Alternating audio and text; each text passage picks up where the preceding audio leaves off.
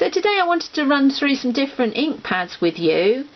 Carol Jeffrey, hi Carol, she wanted to know which inks to use for which job, so she's a beginner, and I thought I'd just do a video so that other beginners would have some guidelines, because it is a bit of a minefield when you start off about which inks to use for which jobs. So the first group of inks we're going to look at are the dye inks.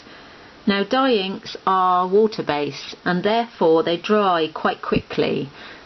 So we wouldn't use them for dry embossing with dry embossing powder, because the ink would dry too fast and the powder won't stick to it. You tend to use dye inks for general stamping and for backgrounds, for blending and different techniques for backgrounds. Now in general, the normal dye ink pads are not very light fast, and therefore you have to think about that if you're doing scrapbooking and you want to keep the scrapbook for a long time. There are exceptions to that, and those exceptions that I have are Ancient Page and Memento, and also I know Ranger, the archival one, is also fade resistant and archival. So those three are different. You could use those in your scrapbooking and be okay. The Memento you can use with your Copic markers and the Pro markers, and also you can use the Ranger archival dye ink for that as well. So let's look at this ink separately. This is the Distress ink from Ranger, and although this is a dye ink as well, this is formulated slightly differently, so that when you dilute it with water, the tone of the colour stays the same. Now in the other dye inks that doesn't always happen, because the colours are made up of different pigments. The colour can separate when you add water, so the tone of the diluted areas come up a little bit of a different colour. This doesn't happen with this ink. The other thing with this ink is that it's fade resistant, and it's acid free, so you can use this in your scrapbooking and you'll still be fine. So that's that one.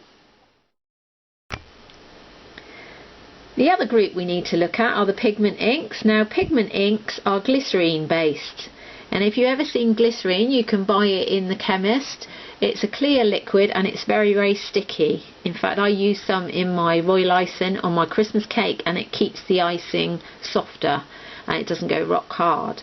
In these inks you'll find it's a very sticky consistency, almost an oily sort of stickiness on the pad, but it keeps the ink wetter for much longer. So we use these pigment inks when we do embossing with dry embossing powder. The other feature about pigment inks is that they are fade resistant.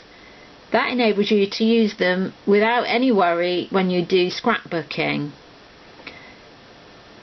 The difference between a pigment ink and a dye ink as well is that the dye inks are translucent in colour and the pigment inks are opaque. So because they are opaque, they are the better inks to use when you use coloured card, because they will show up more. Now the four inks that I've got here, they are all sort of different, so I will just run through them with you. That's an ordinary pigment ink. That's just it comes in lots of different colours. You just use that as normal. This pigment ink is a Brilliance, and that is a pigment ink with pearlescence in it. And as you can see, it's lovely and pearly, beautiful, lovely finish, that one. The other one is the Watermark stamp pad. I'm sure everyone's got this. This is the clear one. As you can see, I've had mine for years and years and it's pretty grungy and horrid. And the one I really love the most is the VersaFine. And now VersaFine, although it doesn't come in a huge amount of colours, gives the best results if you've got detailed stamps. It is fantastic. I really love it.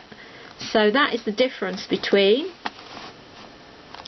the pigment inks.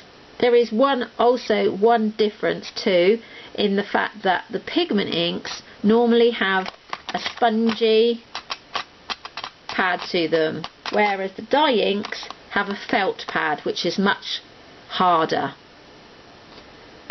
So that's the pigment inks.